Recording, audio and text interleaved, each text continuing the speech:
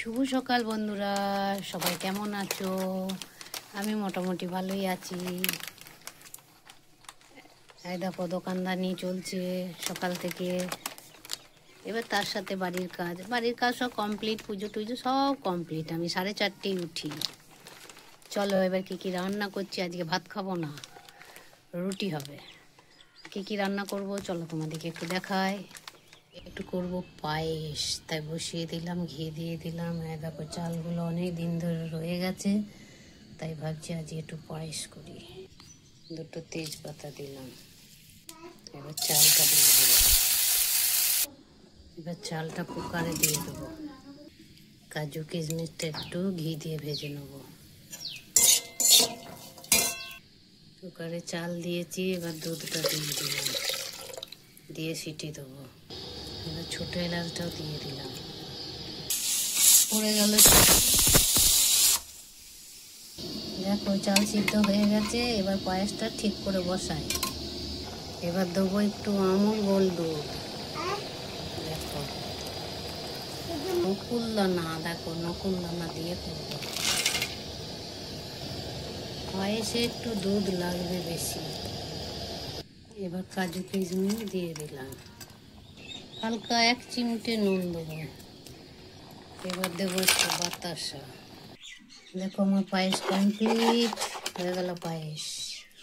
এরপর করবো ফুলকপি আলুর তরকারি। এখনকার ফুলকপি খুব গন্ধ, তাই ফুলকপি আলু একটু ভাপাতে বসিয়ে দিলাম। একটু সিদ্ধ হয়ে জলটা ফেলে দেবো, তারপরে করবো। এবার মাখবো আটা ঢেলে দিলাম। হয়ে গেল ভাপানো। এরপর আলুগুলো একটু ভেজে নিই।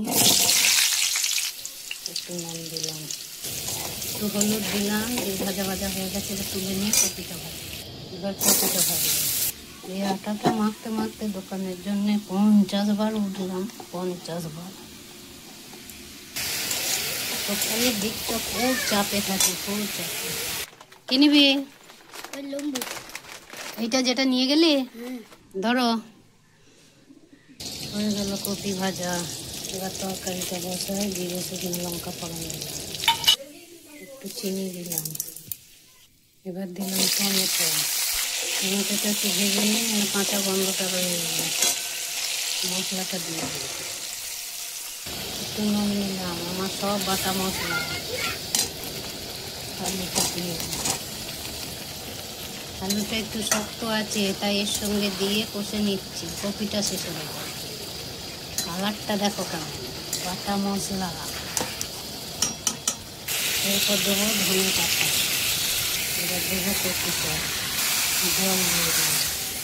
হয়ে গেল আটা মাখা। এখন রইল, পরে করব। হয়ে গেল কপির তরকারি। বসে পড়লাম রুটি বেলতে। হয়ে গেল রুটি বেলা, বসিয়ে দিলাম।